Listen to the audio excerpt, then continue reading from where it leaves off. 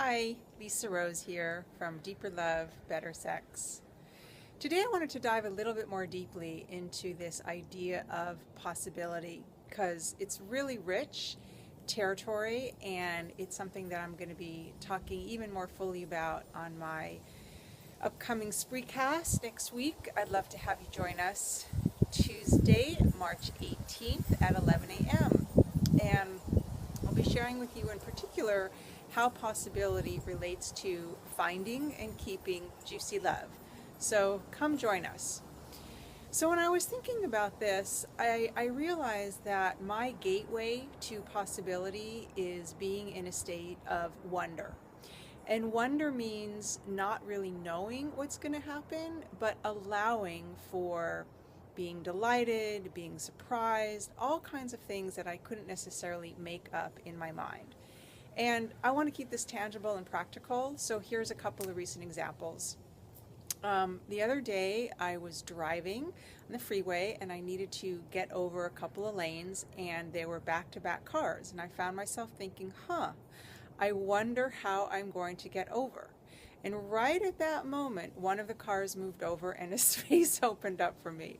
And it just kind of got my attention because it was a really good metaphor, but also very literal for what can open up when we allow ourselves to be in the wonder of possibility.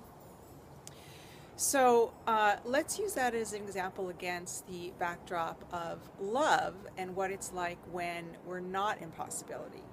So say you're a woman who's getting back into the dating world and you're going online, perusing the profiles, but your background thinking is, oh, they're all losers. Nobody's going to be out here. They're not going to return my messages, and I don't want to date any of these clowns.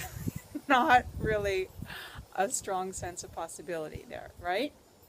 Or maybe you're a woman in relationship and you want to have a conversation with your man, but you're thinking things like, I know what he's going to say. He says the same thing all the time. It always goes the same way, and I know what's going to happen.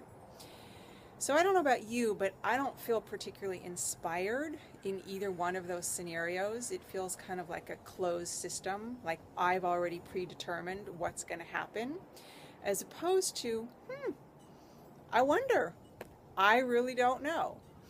And I find that the more time I let myself spend in wonder and pull back from being in charge of everything and thinking that I do know, the more ease, the more delight, the more flow, and the more fun in love. So next week on the live Spreecast, I've got lots more to share, and in particular, I'm going to give you a couple of practical ways in the body exercises, because I'm really committed to you feeling this, not just knowing about it up in your head. And I'm going to walk you through and introduce you to a couple of ways where you're really going to get a felt sense of what it's like to live in that place of possibility, so that you can be that much closer to finding and keeping a juicy love life.